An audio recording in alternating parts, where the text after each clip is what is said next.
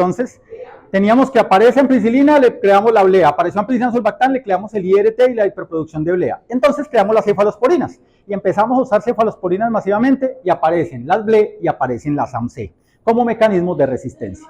Entonces, la primera cosa que yo quiero hablar es cómo interpretar un antibiograma en estos enterobacteriales y yo les voy a mostrar cómo mato mis pulgas. Cada uno la mata de una manera diferente. Yo les voy a mostrar cómo lo hago yo y es como lo aplico desde el punto de vista terapéutico.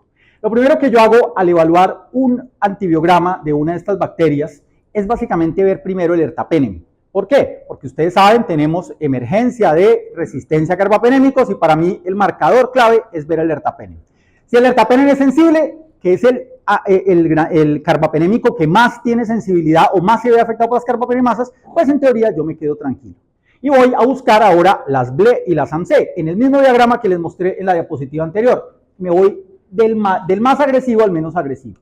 Entonces, ¿cómo busco BLE y AMC? Mi consejo, pues yo lo hago así. Voy a cefoxitin, porque cefoxitin es el que me marca las AMC. Si cefoxitin no está, porque muchos antibiogramas no tienen cefoxitin, especialmente en E. coli, en Klebsiella, pues no es necesario, pues yo asumo que no tiene AMC y voy a buscar si tiene beta-lactamasas de espectro extendido. ¿Y cómo lo hago? Pues busco 3 antibióticos específicos: ceftazidima, ceftriaxona y astreonam. La ceftriaxona y la ceftazidima las llamamos oximinosefalosporinas y el astreonam, pues ustedes saben, es un monobactam. Si son sensibles, lo más probable es que no tenga BLE. Ertapenem, cefoxitin, ceftazidima y bactam, ceftriaxona, astreonam sensibles. No tiene BLE. Sin embargo, hay una que otra BLE escondida, un 5 a 10%, y en ese caso se recomienda sí mirar el test de BLE que sí tienen la mayoría de los antibiogramas. Si ese test de BLE de todos modos es negativo, yo quiero ir a mirar, y me vuelvo aquí a la diapositiva anterior, ya descarté esto, voy a mirar si hay problemas con el sulbactam.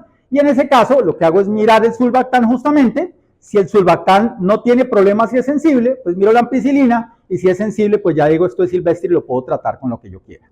5 cosas que están cambiando, creo yo, en enfermedades infecciosas en este momento y hay que empezar a aplicarlo. 1, ya lo sabemos, la desescalada terapéutica, disminuir el espectro, pero no solo se trata de disminuir el espectro, también disminuir la duración de la terapia antimicrobiana. Ya cada vez tenemos más estudios y les recomiendo mucho una página que se llama Shorter is Better, más corto es mejor, en donde estamos viendo que neumonías adquiridas en la comunidad 3 a 5 días de antibióticos son suficientes, infecciones urinarias 3 días y paciente que va a cirugía abdominal y el cuadro se resuelve rápidamente en colecistectomía o apendicectomía, 2 días de antibióticos en apéndice, 4 días en vesícula pueden ser suficientes.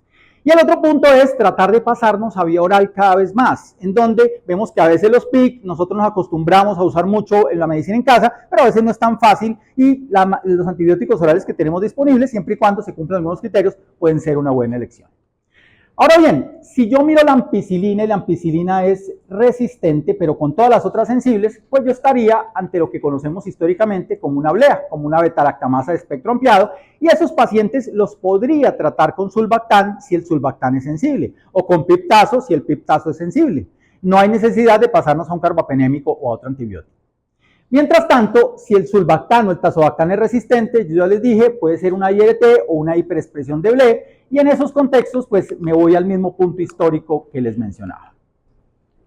Cositas claves y llamas enredadas. Entonces resulta que se empezó a decir, bueno, y yo a estos pacientes que aparece resistente a ampicilina sulbactam, pero sensible a piptazo, ¿les puedo dar piptazo?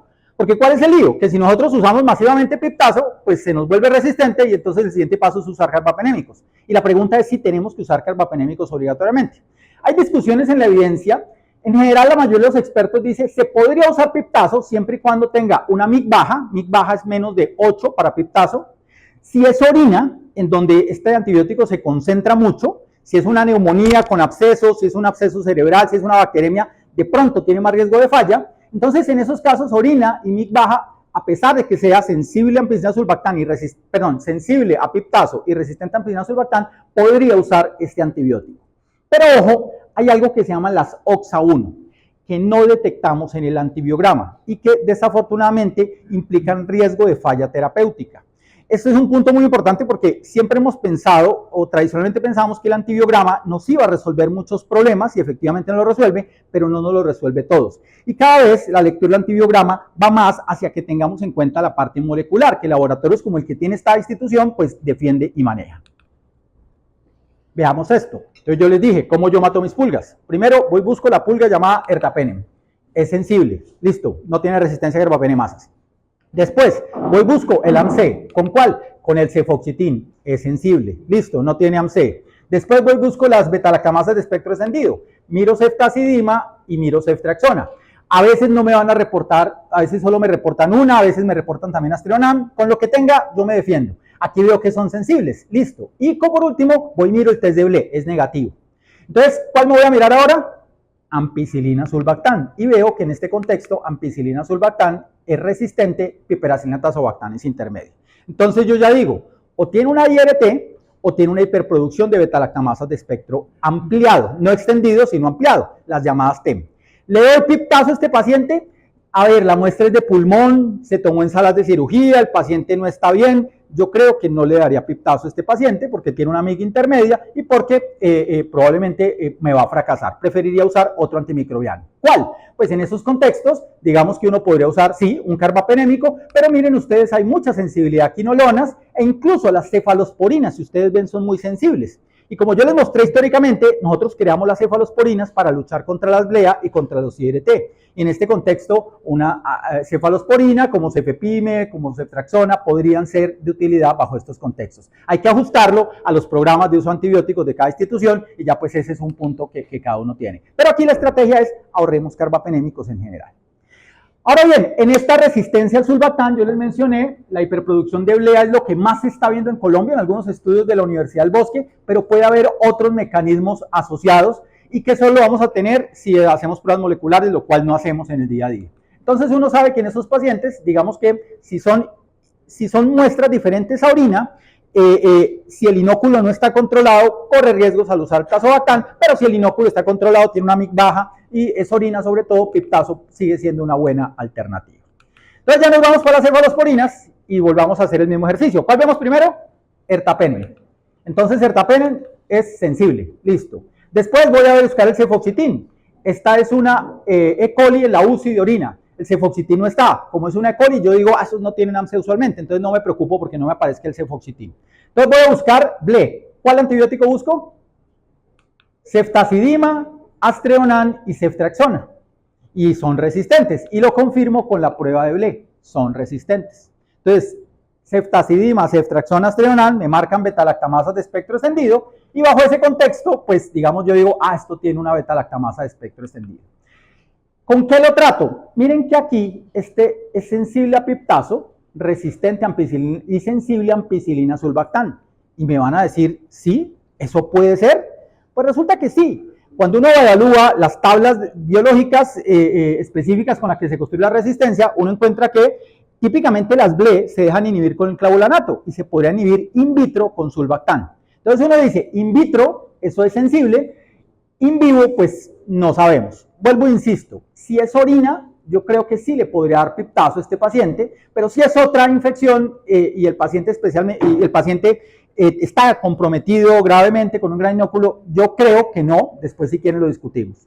¿Cómo tratar a estos pacientes? Evitar las cefalosporinas de primera, segunda, tercera generación, incluso la ceftarolina, y sí se pueden tratar con aminoglicósidos, quinolonas, cefepime, piptazo, y los carbapenémicos, lógicamente, también el ceftolozane tazobactam, la ceftazidima y bactam sirven, pero acuérdense, fosfomicina, nitrofurantoína y trimetoprim ayudan, pero hay que corroborar la sensibilidad, porque la mayoría de pacientes que tienen esto, pues pueden tener ya cepas seleccionadas por uso de antibióticos previos.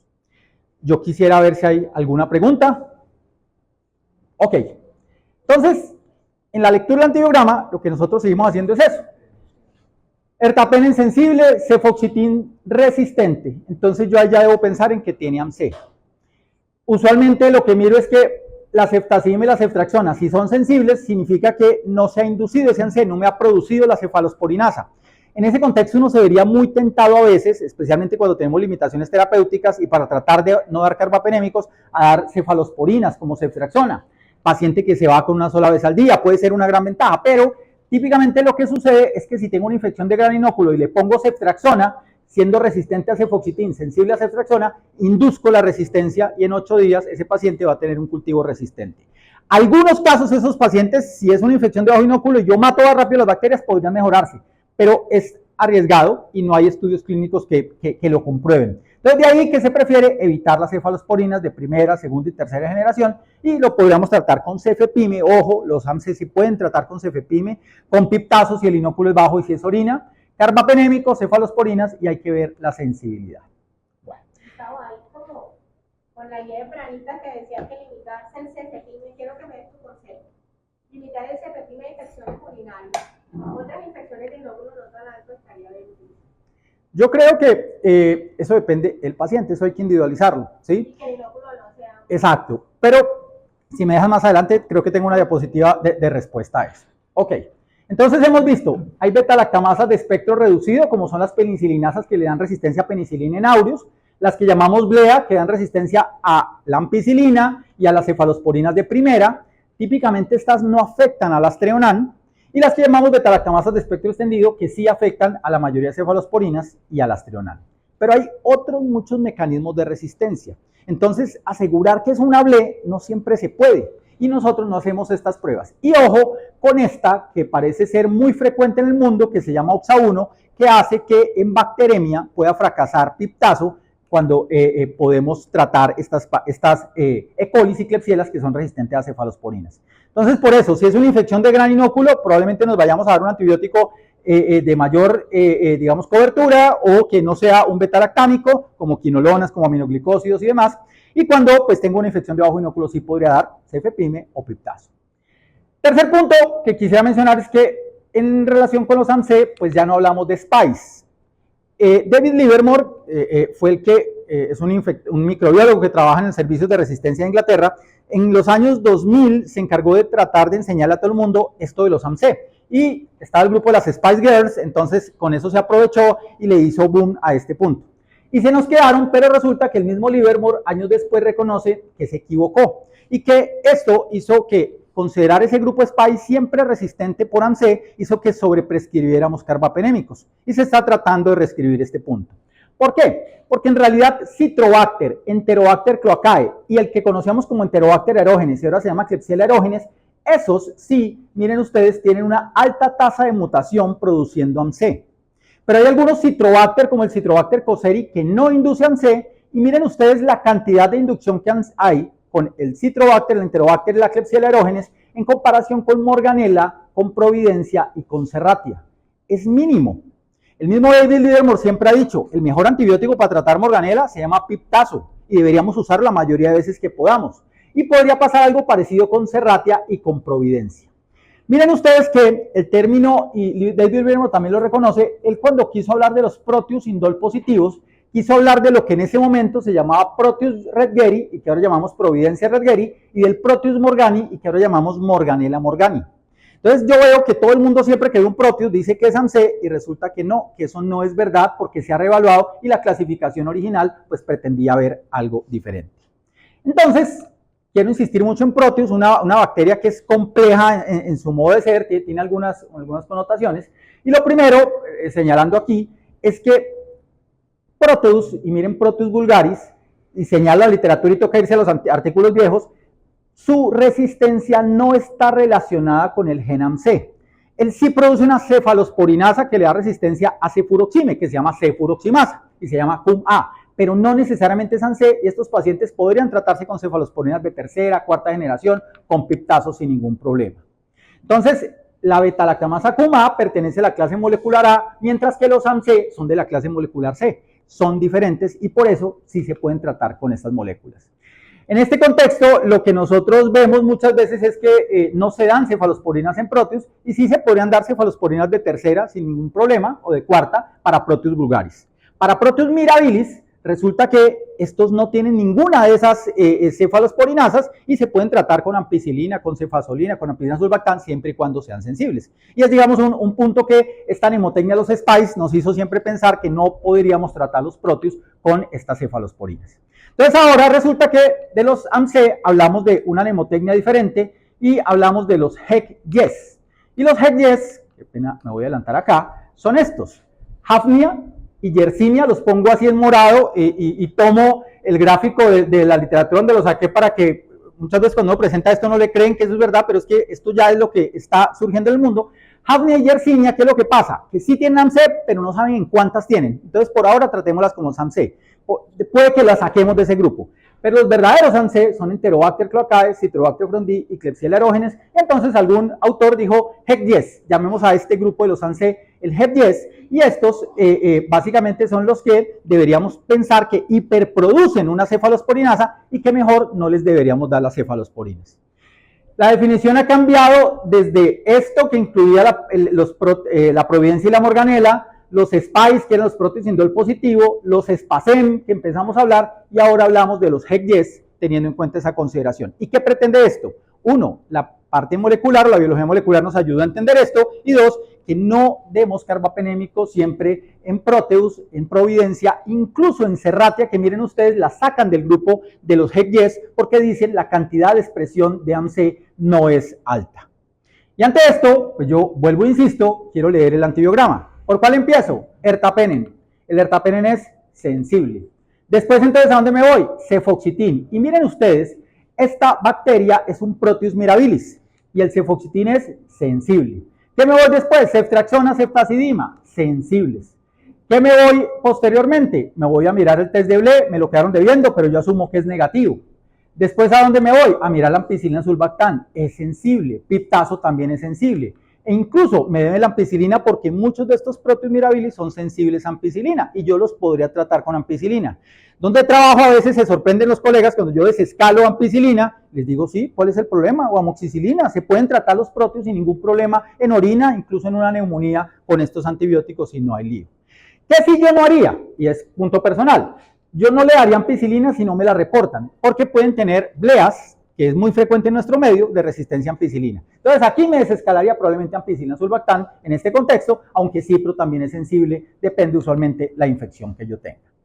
Estos AMC o los HEC10 son enredados porque tienen algunas pequeñas connotaciones terapéuticas. En general ya dijimos, no le dé cefalosporinas de primera y segunda, excepto el Proteus mirabilis. En Serratia miren ustedes, tenemos que son resistentes, nitrofurantoína, colistina, rifampicina, doxiciclina, pero resulta que la tigeciclina sí se puede usar.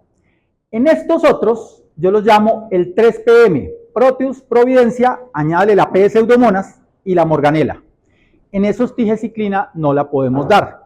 No podemos dar nitrofurantoína, no podemos dar colistina. Y una cosita más, morganela, ahorita que estamos usando tanta fosfomicina, especialmente para tratar infecciones urinarias, pues resulta que morganela es intrínsecamente resistente a fosfomicina. Es raro tener una infección urinaria por morganela, pero ocasionalmente lo vemos. Y el resto vuelven a repasarlo. Rifampicina, que les gusta tanto para tratar biopelícula, pues resulta que en estos gram negativos la rifampicina no sirve. En pseudomonas de pronto podría servir, pero en estos ANSE son intrínsecamente resistentes. Colistina, nitrofurantoína, polimixina y las tetraciclinas usualmente pierden acción, pero recuerden que el Proteus mirabilis es igualito en sensibilidad a una E. coli. Último punto de estos, tienen un lío con el imipenem. Y es que en el imipenem, ellas, especialmente los Proteus, resulta que tienen un cierre de porinas que hace que típicamente sean resistentes. Entonces uno a veces... entonces yo siempre le digo al laboratorio, oculta el imipenem en los Proteus, ¿sí? No lo muestre, porque todo el mundo ve resistente a imipenem y dice, no, tiene una KPC. No, este imipenem básicamente es intrínseco del Proteus y hace que pueda tratarse perfectamente con ertapenem, perfectamente con meropenem, pero con el imipenem no, porque tiene una porina que se presenta en ese contexto. Eso es lo microbiológico que quería mostrarles, ahora vamos a lo clínico. Y en lo clínico, pues la medicina que yo aprendí era muy de intuición, era muy de lo que decía mi profesor. Pasamos a una medicina basada en la evidencia que pretendía tener un sistema más analítico y de evidencia, pero no siempre lo podemos aplicar. Y una circunstancia que estamos viendo en la medicina, además del chat GPT y de redes, creo yo es esta, es que yo aprendí una medicina, cuando me estudié medicina hace 20 años, de intuición de mi profesor, de libro, me tenía que comer el libro y seguir lo que decía mi profesor, eso es válido hasta cierto punto, pero habían faltantes, entonces la medicina basada en la evidencia quiso añadir y ayudar a eso. Pero el problema de la medicina basada en la evidencia es que es una medicina de curva de Gauss. La mayoría de los pacientes los tenemos, pero pacientes complejos, como los que se pueden ver en una institución como esta, no están en los libros, no están en los estudios clínicos. Y ahí es donde se pretende que empecemos a manejar algo más de precisión, tratando justo esto de medicina de precisión. Una circunstancia que yo siempre veo, cuando uno coge todas las definiciones de medicina basada en la evidencia, dice, es una medicina que toma los siguientes elementos para la toma de decisiones. Busque la evidencia, preferencias del paciente y experiencia clínica. La medicina basada en la evidencia no deja la experiencia clínica a un lado. La medicina de precisión pretende reunir todas esas, pero que tengamos en cuenta las características o la variabilidad genética, adicionalmente el estilo de vida del paciente y el componente ambiental adicional que tenemos. Y en enfermedades infecciosas, pues lo que tratamos de hacer es que esa medicina de precisión la unamos a elementos de inteligencia artificial para dar lo que llamamos medicina personalizada. ¿Podemos hacer eso? Yo creo que lo hacemos todos los días y no es un punto nuevo. Nosotros sí podemos hacer eso y en enfermedades infecciosas lo hacemos desde dos maneras.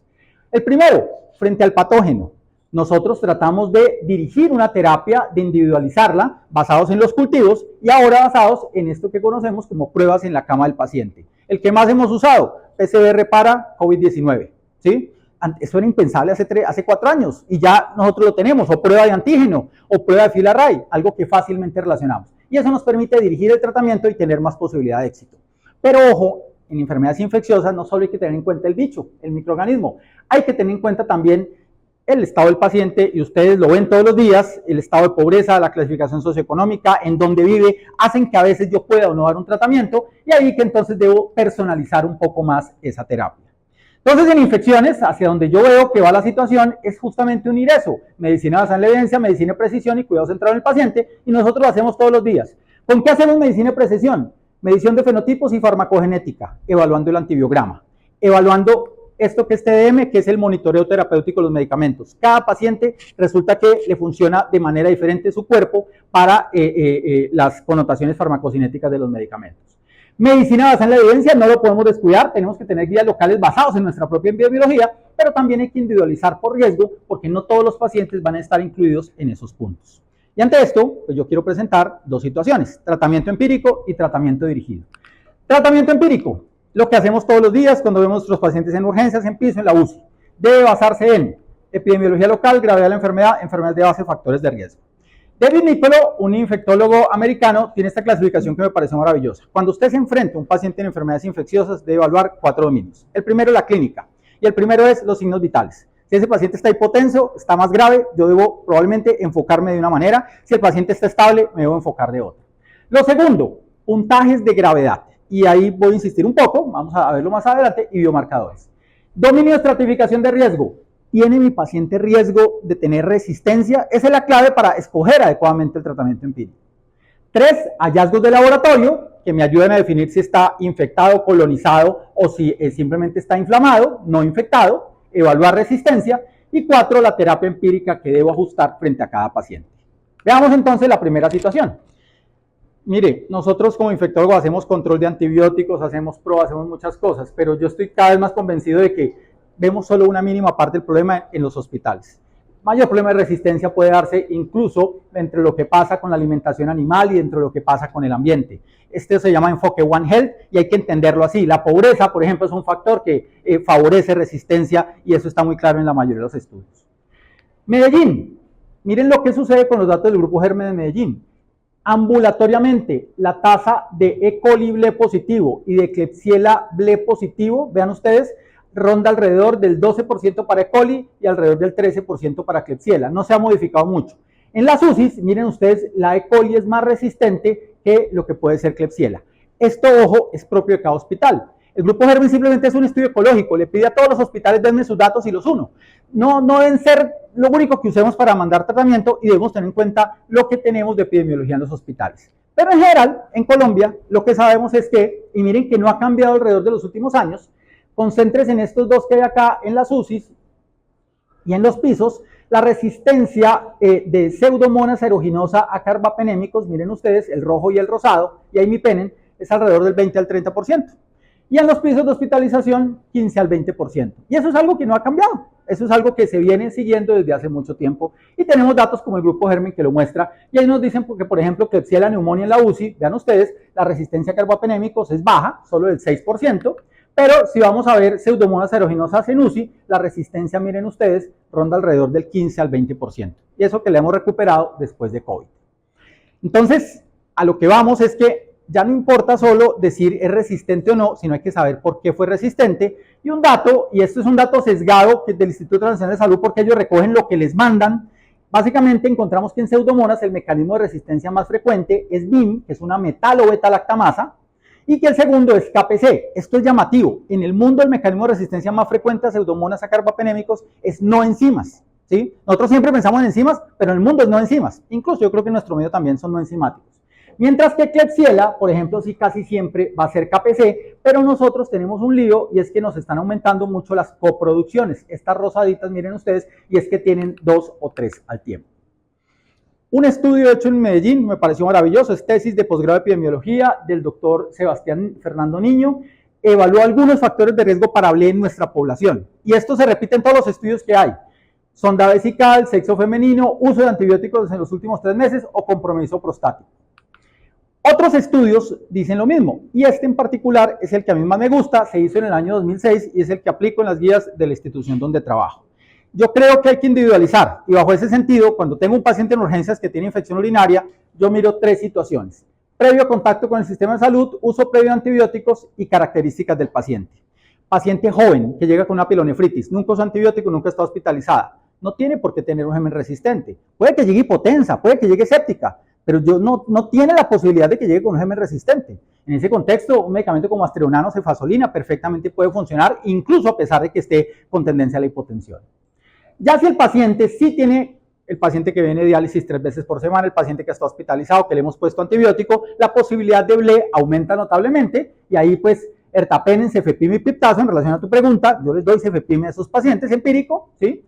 Y ya cuando hay factores de riesgo para Pseudomonas, como es larga hospitalización, múltiples antibióticos, fibrosis quística, pues sí lo tengo en cuenta. Y bajo ese sentido es lo que uno considera, y vuelve a estar lo mismo: uso previo de antibióticos, condiciones hospitalarias o dentro del sistema de salud previas y comorbilidades. Ya, entonces desafortunadamente empiezan a aparecer algunas circunstancias más que nos hablan de riesgo a resistencia a carbapenémicos, y esto, que es un resumen, creo yo que se simplifica en 2 situaciones: uso previo de antibióticos, las 3C, carbapenémicos, cefalosporinas y colistina, esos son los que marcan resistencia a los carbapenémicos, uso previo, y cáncer como probablemente el factor de riesgo más frecuente relacionado con resistencia a carbapenémicos. Entonces, esto es, cada institución tiene su propia guía, esto es lo que nosotros aplicamos en la cardio. No tiene ni contacto previo con el sistema de salud, ni uso previo de antibióticos, mínimas comorbilidades, si tiene una cistitis, nitrofurantoína, si tiene una infección urinaria alta, cefazolina. Previo contacto con el sistema de salud, antibióticos recientes, más de 65 años con comorbilidades, que son casi todos los que nosotros vemos, fosfomicina o amicacina, dosis única, y sí, les damos amicacina dosis única, o fosfomicina, pero ojo, con fosfomicina hay un punto, y es que estamos viendo muchos fracasos, porque muchas veces creemos que la monoterapia es suficiente con una sola dosis, y eso está en reevaluación. Creo que está en estudio, creo que no hay una definición específica. Hay estudios que señalan que 5 horas de nitrofurantoína son superiores a una sola dosis de fosfomicina, eso hay que tenerlo en cuenta. Piptazo y cefepime nosotros lo ponemos incluso con sospecha de BLE, y en ese contexto pues otras alternativas son usar meropenem o ceftazimib y Bactam, y esta última especialmente cuando el paciente ya recibió muchos ciclos de carbapenémico, está hospitalizado en cuidado intensivo, y un punto de vista más importante para mí, está colonizado por KPC o por New Delhi por resistencia a carbapenémicos. ¿Cómo? Nosotros, sí, o sea, Sí, porque aquí la estamos usando solo con el antibiótico, no la estoy usando. Yo te digo, con este algoritmo solo he usado, esto que lo tenemos desde hace varios años, solo lo hemos usado 2 veces, y las 2 veces nos ha servido, ¿sí? ¿Por qué? Porque si el paciente ya le ha dado 10 ciclos de carbapenémicos, o está en presencia de meropenem, que lo más frecuente, está en presencia de meropenem, y hace una bacteremia por gram negativo, ¿yo sigo el meropenem? No, yo creo que ese paciente me está haciendo resistencia, y en ese contexto es cuando uso ceftazimib y Bactam. Por eso lo pongo en ese contexto. Choque crítico con uso de carbapenémico, especialmente con los factores de riesgo de cáncer y neutropenia, o si el paciente está colonizado por KPC. Está colonizado por KPC, me hace una bacteremia, no tengo el foco, o tiene una aspiradora traqueal que le tomé por vigilancia epidemiológica y me sale KPC, y a la semana me hace una neumonía. Yo le empiezo tratamiento dirigido hacia eso. ¿Ceftorozano-tazobactam lo tienes empírico en algún escenario? No, por una razón. Si bien Pseudomonas aeruginosa el mecanismo más frecuente es resistencia no carbapenémicos, sí hemos visto un aumento de carbapenemasas en la UCI en los últimos meses. Entonces, en ese contexto, preferimos usar esto. Pero en otros sitios podría emplearse. Eso cambia de acuerdo a la epidemiología local. Y esto es, pues, lo del doctor Joseph Mensah, que tenemos como factores de riesgo para justamente considerar iniciar estos antibióticos de manera empírica. Y yo simplemente me refiero a que el paciente, ¿qué antibiótico requiere? El que necesita. Si usted tiene muchos factores de riesgo, está en choque, pues probablemente debemos ir con un antibiótico un poco más agresivo. Y estos son algunos algoritmos adicionales en donde simplemente quiero mencionar, vean ustedes, que estos europeos hablan de que si la incidencia de KPC es más del 5%, empiezan de una vez, vean ustedes, con ceftolozane, tazobactam y pseudomonas, o si es una neumonía asociada a ventilador por enterobacteriales, empiezan con ceftazidima y bactam más aminoglicósidos de una vez. Esto depende de la epidemiología. A mí ese 5% me genera ese escozor porque significaría que a todos les deberíamos dar. Yo tengo 5% sí. porque tuvimos como un brote en la UCI. El 5% es el reflejo de esos 2 últimos meses del año. Entonces, para mí no es la realidad. Exacto. A mí me gusta más esto que propone Bassetti, y es que dice, si usted, y les mostré lo de Colombia, hay sitios en Colombia donde usted tiene que el 25% de sus bacterias son resistentes a carbapenémicos. Y en ese contexto yo sí creo que si uno tiene tanta resistencia, pues primero debe luchar para eliminarla. ¿Cómo? Haciendo un buen control de antibióticos, que todos nos metamos en el cuento de tratar de controlarlos. Pero dos, si un paciente está muy grave, pues yo sí creo que debemos considerar el manejo. Más que empírico, es una terapia inicial, una terapia temprana basada justamente en sus factores de riesgo. Y esto va a veces más allá de una guía de práctica clínica, es el paciente que yo tengo al frente y el que veo. Tengo un neutropénico que le he dado 3 ciclos de carbapenémicos, en presencia de meropenem me hace una bacteremia por gram negativos, tiene una neumonía grandísima, pues probablemente yo debo ser más agresivo en esta terapia y no quedarme con el carbapenémico. Sí, eso tapa en UCI. ¿Por qué? Y entonces aquí está la justificación. Si uso una terapia inapropiada, se me mueren más.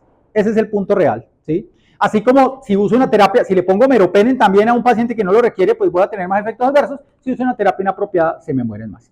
¿Cómo hacer esto fácil? Pues sistemas de predicción de resistencia. Está para los estudiantes. Sistema de Tumbarello, sistema de Johnson, sistema de Tumbarello validado en Colombia. Es lo mismo que yo les dije antes. Factores de riesgo, uso previo de antibióticos y estancia hospitalaria. El de Tumbarello tiene todos estos puntos y si tiene más de 3, pues tiene alta sensibilidad, pero si tiene más de 8, alta especificidad. Uso de antibióticos, hospitalizaciones recientes, sonda vesical, comorbilidades. Vean ustedes, es fácil. Si uno no tiene mucha experiencia y quiere de pronto llenarse razones, estos scores nos aseguran calidad. Si uno pone la historia clínica, tiene un score de Tumbarello más de 8, por eso el inicio carbapenémico. La doctora Indira no se va a poner brava con eso, porque dice, bueno, este paciente sí tenía esos factores, pero es que lo usemos y lo evaluemos. El doctor Carlos Saavedra, profesor de la Universidad Nacional en Bogotá, validó esta escala de Tumbarello en Colombia para mujeres con infección urinaria por BLE específica. Este es un estudio de Pranita Tama que me encanta y es que con 3 preguntas yo ya sé si tiene BLE o no, parecido a lo que señalaba antes. ¿Ha estado el paciente infectado o colonizado por BLE en los últimos 6 meses? ¿Cómo puede ser eso? Pues viendo la historia o haciendo la pregunta al paciente. ¿Ha estado aislado? Si está aislado, pues bastante probable. Yo les mostré a ustedes que la tasa de incidencia de BLE en los sitios hospitalarios en la UCI puede ser el 20%, ambulatorio 13%. Para mí todo el que se acueste en una cama en Medellín, en cualquier centro hospitalario, ya tiene un sitio de alta endemia de BLE. Si el paciente dice que no a esta pregunta, mírenle que la posibilidad es muy bajita, pero si dice que sí ha estado colonizado, sí ha estado aislado, sí ha estado acostado en una cama y le han dado más de 6 días de antibióticos en los últimos 6 meses, si tiene esas 3 positivas, la posibilidad de BLE es más del 100%, ya se me va a acabar el tiempo. Si dice que no, pues miren ustedes que no es despreciable del todo y con solo 3 preguntas yo podría tener eso. Si el paciente tiene un catéter central en ese momento, como pasa con los renales crónicos, también la posibilidad de BLE es mucho más alta. Este que no es muy conocido, pero creo que es el que más uso, el paciente llega a la UCI o llega a mi hospital y como viene de otro hospital, le han dado meropenem, pues yo le hago una tamización para KPC rectal o para resistencia a carbapenémicos y me sale positivo. El paciente lo veo y está estable, clínicamente no tiene infección. Lo aíslo y no le doy antibiótico. Pero resulta que me hace fiebre, me hace clínica de infección. Entonces ahí este score de Yanela, que está validado también, me ayuda a decidir, bueno, ¿será que empiezo de una vez con ceftazidima y bactam o con polimixina más una combinación? Me voy más allá de un carbapenémico como primera elección y es el paciente que está colonizado, que está en UCI, compromiso abdominal, quimioterapia y que yo le he cultivado a otros lados, especialmente pulmonar o aspiradotraqueal y está con colonización en ese punto. Si tengo más de 7, la posibilidad de infección es alta y es un score que tiene una aplicación clínica validada, no lo he visto mucho en Colombia, nosotros sí lo tratamos de usar y con base en eso justificamos nuestras terapias para saber a qué paciente sí darle una terapia dirigida y a qué paciente pues probablemente yo no necesito irme más agresivo. Y hay otro que está validado y es el porcentaje de muerte y este me habla de gravedad y es el increment. Si el paciente está en choque, si tiene un puntaje de comorbilidades en infección por bacteremia alto, un índice de Charson que es el índice de comorbilidades o un origen de la bacteremia por gram negativo diferente a orina. o bilis y el paciente está colonizado, le tomé una muestra de SKPC, si tiene más de 8 en este puntaje, la posibilidad de que tenga o de que se me vaya a morir, por eso es muy alta. Y en ese contexto yo uso un antibiótico de cefalosporinas de nueva generación o de una combinación de antibióticos más allá de los carbapenémicos. Y eso está, creo que, reevaluado. Esto no es para todos los pacientes, yo no a todos les voy a iniciar una cefalosporina de generación avanzada, pero sí creo que el paciente que tiene factores de riesgo debemos considerarlo en algunas situaciones y el que no los tiene, pues no lo debemos considerar y no abusar de los antibióticos ni de los carbapenémicos. Ya para acabar, insisto mucho en dosis, siempre todos los que rotan con nosotros les pregunto, ¿tiene el paciente infección o no? No, profe, es una colonización, listo. Cambio mi chip de infectólogo a internista y le empezamos a trabajar esa colonización y ver qué otras cosas tiene. El foco de infección es clave porque con ese puedo definir hasta qué antibiótico doy, cuál es el microorganismo más probable y la actitud diagnóstica y la actitud terapéutica. Y yo la centro siempre en esto, en qué tan grave está el paciente. El antibiótico tiene que ser a tiempo y correcto, pero tratarlo adecuadamente. Y esto que hablo del retire el reladre, retire el ave drene, retire la colección, retire el catéter, perdón, lave la colección, drene el absceso. Es clave, si no hacemos eso, los fracasos terapéuticos, ponga el antibiótico que le ponga, va a ser importante.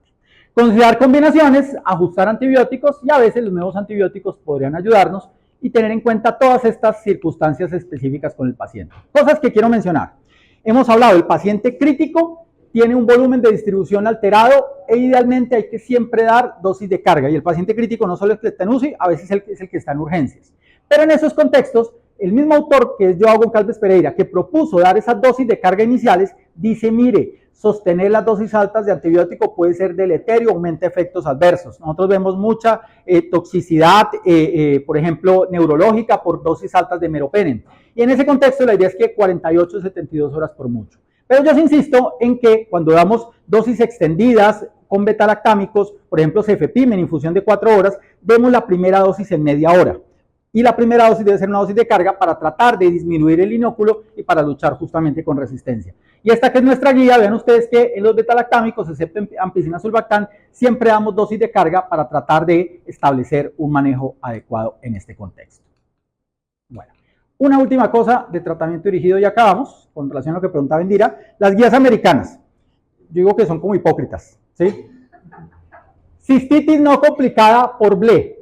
Primera elección, nitrofurantoína y trimetoprim. Si tiene una cistitis, usted no necesita irse a carbapenémicos. Nitrofurantoína y trimetoprim si son sensibles. Fosfomicina también podría servir. Segunda elección, vean ustedes, amoxicilina clavulanato. Lo ponen las guías gringas. ¿Por qué? Porque básicamente nos señala que in vitro son usualmente sensibles, pero usted tiene que tener esa sensibilidad. Dosis única de aminoglicosio y fosfomicina solo para E. coli, porque como vemos, fracasan en otras. Pielonefritis, oítu complicada, ertapenem, meropenem, imipenem, ciprolevo, trimetoprim. No ponen piptazo ni cefepime.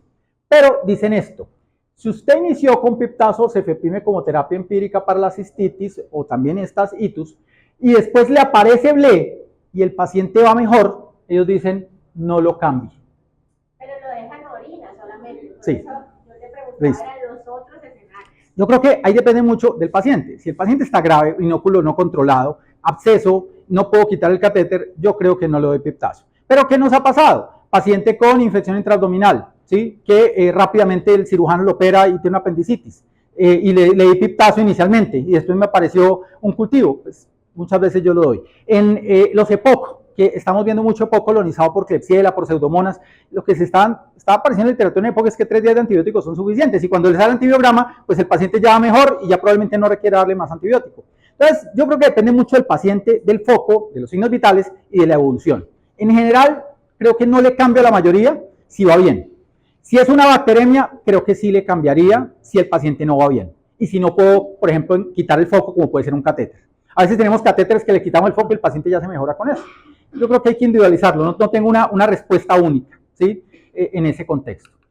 Llamativamente, Pranita Tama, que es una de las autoras de esta guía, es la autora también de artículos que dice que piptazo sí se puede usar para pielonefritis causada por BLE. Entonces es donde yo digo que son como medio hipócritas. Ya aparecen algunos estudios que dicen que sí, aunque también aparecen puntos de aumento de mortalidad. Vamos para acá para pseudomonas y esto es lo último que yo quiero mostrar. Esto que es lo que hacemos en la vida real. No hay factores de riesgo y evalúo la tasa de resistencia a cefepime, piptazo y carbapenémicos en mi hospital. Menos del 25%. Pues yo le doy cefepime o piptazo y trato de hacer una estrategia de ahorro de carbapenémicos.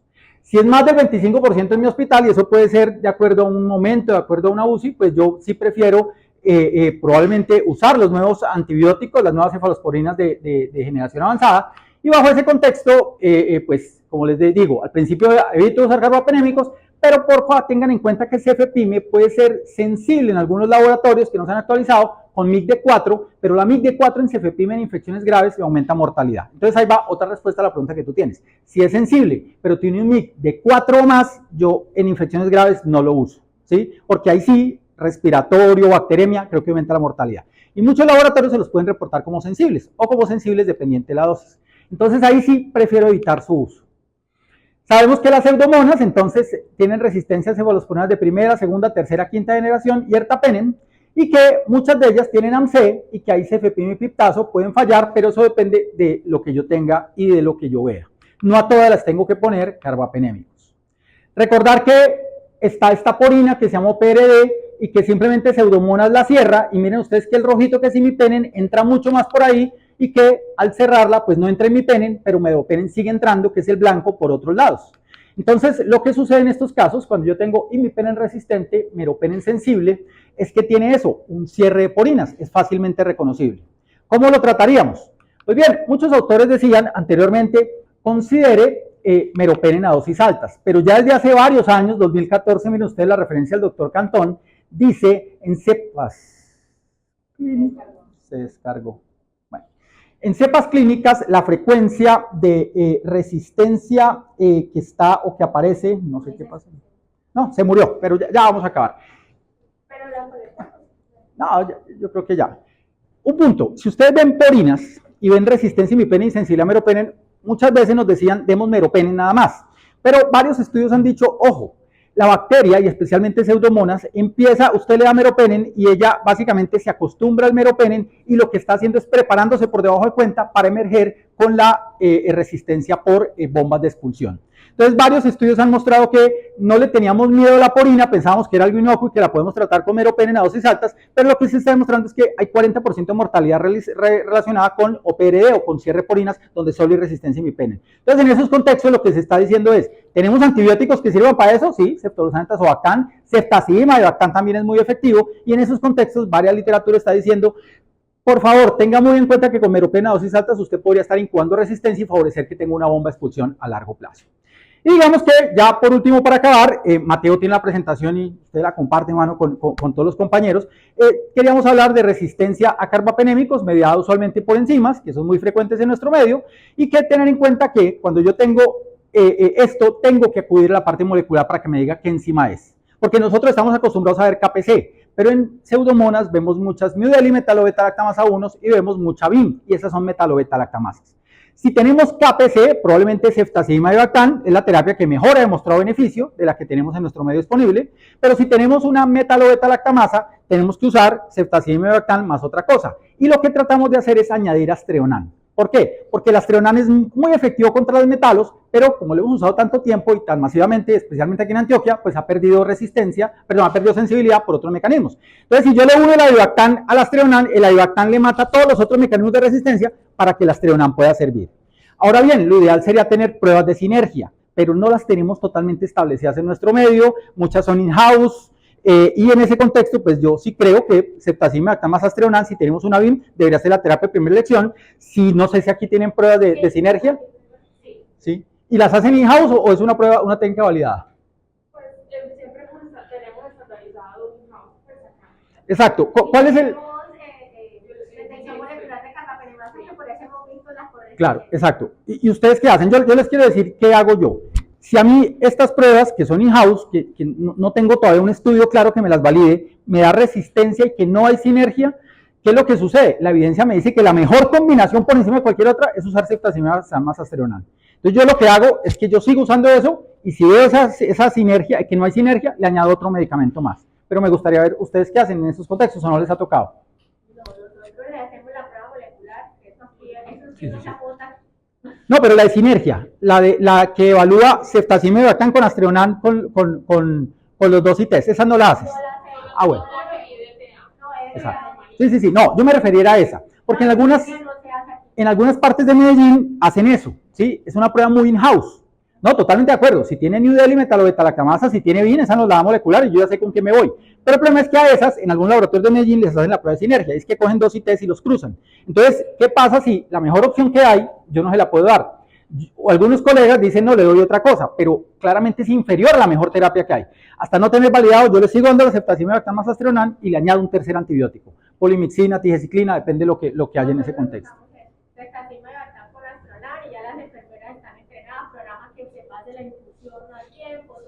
Bueno, un punto también que quiero insistir, allí la diapositiva se me cortó, es Tumbarello tiene un estudio señalando que ceftazimab puesta en infusión de 3 horas tiene menor mortalidad que puesta en infusión de 1 hora y media, 2 horas. Entonces creo que esa es una consideración importante. Ceftazimab siempre en 3 horas y al tiempo con Astreonam cuando voy a tratar estos pacientes.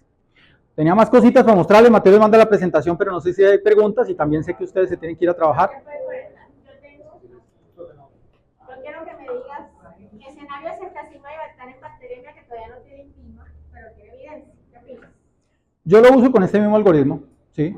Paciente que tiene cáncer, tiene neutropenia, está en la UCI, lo tengo en ECMO, ¿sí? Está recibiendo antibióticos y me hace una bacteremia, pues yo sé, esto es una KPC o es una metalo, yo si tengo el paciente en ECMO, si lo tengo en neutropenia se me va a morir, si no lo trato adecuadamente, yo le doy ceftazimab.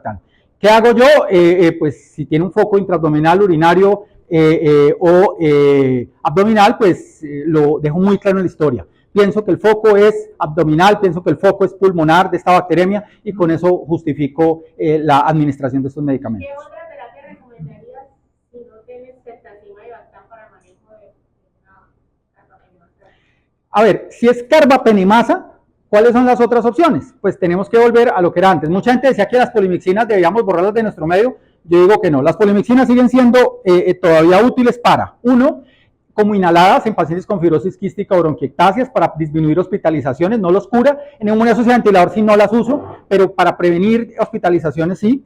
Dos, en terapia de combinaciones metalos pueden servir. Yo ya les dije, añado polimixina, ceftazimab, Astreonam en algunos contextos.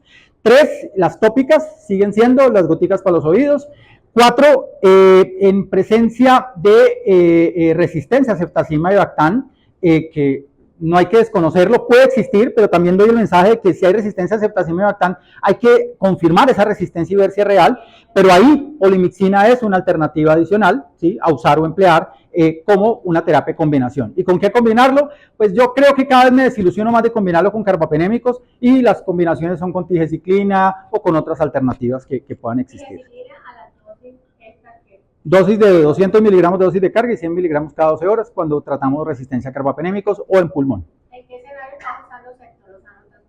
Ceftolozano tazobactam yo creo que es una molécula valiosa. No la tuvimos en pandemia y personalmente a mí me hizo falta, ¿sí? Para 3 cosas. Uno, si tengo una neumonía, ceftolozano puede acumularse más en pulmón que ceftazidima. Y en ese contexto, si tengo una neumonía y la resistencia es por no carbapenemasas, pero hay resistencia a carbapenémicos, yo ahí uso ceftolozano tazobactam. ¿Por qué? Porque puedo aumentar la dosis y le doy una infusión mayor. Entonces le doy a dosis de 3 gramos cada 8 horas y ahí uso cuando es no carbapenemasa la resistencia. 2, en porinas justamente y bombas de expulsión lo uso, ¿sí? Y 3, porque justamente el gran punto de resistencia a ceftazimab que hemos visto es porque pues estamos usando mucho ceftazimab. Entonces yo sí le creo mucho a un autor que se llama Patterson, que rota las moléculas para tratar de tener, no es rotarlas, es al paciente que tiene esto darle este medicamento y al paciente que tiene enzimas le doy este medicamento. ¿Y cuando es otra bacteria diferente a pseudomonas, de las que... Sí, bajo las mismas condiciones, La cosa es que en bacterias diferentes a pseudomonas es raro tener bombas de flujo y porinas, ¿sí? Casi todas son KPC, especialmente Klebsiella. En pseudomonas la resistencia sí está más dividida, pero eso depende del patrón institucional, depende incluso del mes del año. En invierno nosotros vemos que hay más KPC, ¿sí? En pseudomonas. En verano vemos que es más por resistencia diferente a carbapenemasas. Es variable. Entonces a veces toca estar por eso pendiente de cómo están circulando los clones. ¿Cómo estás haciendo? Porque mi población, por ejemplo, toda es hipoalbuminémica. Viste que ese estudio puso el punto de corte de la albumina el que decía que aumento de mortalidad. En 2, ¿sí? No, pero el otro que decía que incluso en 3 o más podía tener mayor mortalidad. ¿Tú estás usando el albumina? ¿Yo qué hago? El ertapenem es una buena molécula. Para mí el ertapenem fue diseñado para infección urinaria. y para mandar al paciente para la casa si tiene medicina en casa en infección urinaria. Entonces muchas veces veo al paciente, le pongo la primera dosis de Ertapen en urgencias, le digo váyase y venga mañana para que con el urocultivo yo le cambie la terapia. Eso es para lo que más lo uso, 1 o 2 dosis ambulatorias, o para el paciente en medicina en casa es un excelente antibiótico porque solo es una vez al día y en nuestra ciudad a veces hay problemas de movilidad y demás. Ahí es donde más lo uso. ¿Qué creo yo del paciente con Ertapen en medicina en casa? Que ahí no está, ese punto de la albúmina no es necesariamente está tan evaluado. ¿Por qué? Porque tú le diste al principio meropenem y después ya te desescalaste al Ertapenem. ¿Cuándo te desescalaste? Cuando ya tenías controlado el foco, cuando ya tenías esto. Y lo que quieres dar es una terapia de consolidación. Es poco probable que una infección urinaria falle, ¿sí? Y si tienes una infección con inóculo controlado, como un paciente que lo operaste y que simplemente le quieres dar 4 días más por la vesícula que estaba con compromiso, es poco probable que falle. Y la verdad yo lo uso, sí, en esos contextos. En el paciente crítico agudo sí trato de evitarlo, excepto en infección urinaria. Yo creo que en infección urinaria es poco probable que falle porque se acumula mucho en la orina, incluso con albúmina bajita, porque de todos modos va a acumularse en la orina. La molécula libre se acumula en la orina. El paciente va a estar hemodiálisis. La dosis que tú recomiendas. No. Yo en el documento que le mandé a Mateo lo pongo. No recomiendo la dosis que dice el brochure del medicamento, pongo la referencia con 3 estudios, además que para ponerlo, enfermería, tú sabrás eso, dicen que 0.975, entonces, bueno, sí, pero yo prefiero no usar esa dosis. Con el doctor Sebastián Ruiz, fellow de enfermedades infecciosas, nosotros hicimos una tablita y la verdad es que siempre acudo a ella para definir la dosis. No pongo la que hay ahí, usualmente pongo 1.25 gramos al día, que es lo que en 2 estudios he visto se relaciona con mejor farmacocinética, porque los pacientes que se murieron en los estudios de ceftazidima y Ivactán eran los pacientes que tenían una dosis baja muy ajustada. Entonces yo sí trato de dar 1.25 gramos, que es lo que he visto que en la literatura se relaciona con estos puntos. Bueno, yo les agradezco mucho. Mateo no lo has dejado hablar. Una pregunta, es que tenemos varios escenarios. Por ejemplo, el tema, aquí tenemos muchos pacientes con infecciones urinarias complicadas por condiciones anatómicas, como estáticas, histopatías diabéticas, otros escenarios pues que de pronto se me salen de la memoria. El acortamiento del tiempo de antibiótico con esas condiciones es viable, profe. La otra pregunta sería también, como tenemos tanto la oro cual alveolar, es frecuente que nos encontremos en EPOC y en algunos neumópatas muchas pseudomonas.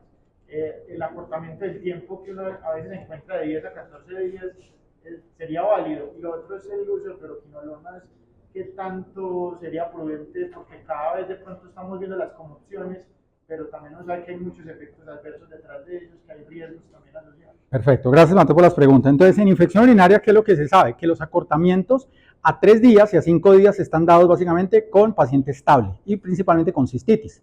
Entonces se habla, nitrofurantoína sí tiene que ser 5 días, porque los estudios dicen 5 días es lo que debo dar, mientras que si voy a dar quinolonas en cistitis pueden ser 3 días suficientes. Fosfomicina yo tengo un punto porque muchas veces damos una sola dosis, pero los estudios originales decían que debían ser 2 dosis separadas 48 horas, ¿sí? Entonces en ese contexto creo que ese tiempo acortado. En infección urinaria complicada como pielonefritis, que incluso puede incluir bacteremia, yo creo que hay unos 4 estudios clínicos en los últimos años que hablan que 7 días puede ser suficiente para esos contextos. Ahora bien, si hay alteración estructural dada por una nefrostomía, no hablo de sonda vesical, hablo de nefrostomía, hablo de un cálculo enclavado que me esté haciendo una dilatación tipo pielonefritis o pionefrosis, en esos contextos no hay estudios clínicos. Y ahí sí, yo creo que es muy variable y depende mucho de la respuesta. En nefrostomía sabemos que eso es un complique, porque siempre va a estar el foco ahí y se infecta muy fácilmente. Entonces yo ahí personalmente sí creo que no hay evidencia importante y me voy usualmente más de 7 días, 10 a 14 según respuesta clínica. Sí creo que en algunas infecciones urinarias, como pueden ser las pielonefritis, hay que dar más tiempo, perdón, las prostatitis hay que dar más tiempo a antibióticos, 21 a 42 días según el germen y según lo que tengamos. En EPOC, pues en EPOC en realidad la evidencia cada vez más está hablando que quinolonas, 2 días pueden ser suficientes en la mayoría de las descompensaciones, incluso por pseudomonas. Porque lo que yo tengo en EPOC es que ya tengo una alteración estructural no muy grande, pseudomonas sobrecrece, siempre va a vivir ahí, simplemente sobrecrece y con 2 días de antibiótico yo le bajo y el paciente está. Entonces, los últimos meses han aparecido al menos 4 estudios que hablan de dar 2 y 5 días en EPOC exacerbado, incluso por pseudomonas, y que los resultados son iguales a dar 5 a 7. Para mí el número mágico está alrededor de 5. No me he atrevido todavía a dar 2. Pienso que necesitamos más estudios, pero para allá va la evidencia. Entonces, en general, nosotros damos 5 días en EPOC, incluso si son pseudomonas, porque uno ve que al cuarto día el paciente se mejora. Y la verdad, en relación con lo que tú preguntas de quinolonas, yo sí uso mucho quinolonas porque uno fácilmente los puede pasar oral. El paciente al tercer día ya está bien, no requiere oxígeno, salió el broncoespasmo. Yo le doy quinolonas orales en esos contextos, tratando sí de disminuir tiempos de antibióticos bajo esos puntos. Eso es lo que yo te podría decir de lo que yo hago. No sé, Indira, si tú tienes... Prevención, tratamiento, es que yo creo que eso depende del perfil institucional, ¿sí? Si uno tiene más de 80... el tiempo de tratamiento, yo creo que hace 18 años apareció un artículo en Annals Internal Medicine que decía que todas las neumonías asociadas al ventilador se deberían tratar 7 días, excepto que había 2 en donde tratar 7 días aumentó la mortalidad, y eran los no fermentadores como Stenotrophomonas burkholderia y Pseudomonas. Entonces nos quedamos con el cuento de que Pseudomonas había que darle más tiempo. Pero si ustedes ven las últimas guías europeas que salieron en pandemia y otras, han respaldado el concepto de que 7 días son suficientes. ¿Qué es lo que yo creo? La mayoría de los pacientes 7 días son suficientes, pero hay uno que otro paciente, especialmente que tiene bronquiectasias, alteración estructural, que probablemente requiera más. ¿Qué es lo que nosotros hacemos? Séptimo día, ¿cómo está el paciente? 1, tengo en cuenta siempre una cosa que me enseñaron mis colegas intensivistas. Si el paciente sale de la ventilación mecánica, si yo lo puedo extubar, ese paciente está mejor y ese paciente no necesito extenderle tiempo a antibióticos. Pero si el paciente al séptimo día sigue perdiendo de ventilación, está con vasopresores, está haciendo picos febriles, yo creo que sí, o le hacemos broncoscopia buscando el otro microorganismo o extendemos el tiempo de antibiótico basados en que puede tener una alteración estructural. Una condición que ha aparecido y recomiendo revisar es el estudio STAR en fibrosis quística en bronquiectasias, porque esos pacientes siempre tienen alteración estructural y tienen las pseudomonas que vive con ellos toda la vida. Y antes lo que hacíamos era darles 14 a 21 días. Pues bien, el estudio STAR demostró que en pacientes con fibrosis quística y bronquiectasia 7 días era igual a 14 igual a 21. Y la verdad yo me he cambiado, antes yo daba mucho 14 y 21 y ahora todos los doy con 7. Si recurre, no es por falta de antibióticos, es porque el paciente no depura su microorganismo porque no hace la terapia, no hace el flutter, no hace otras cosas. Entonces en general creo que cada vez en pseudomonas vamos dando 7 días, pero depende de la evolución clínica.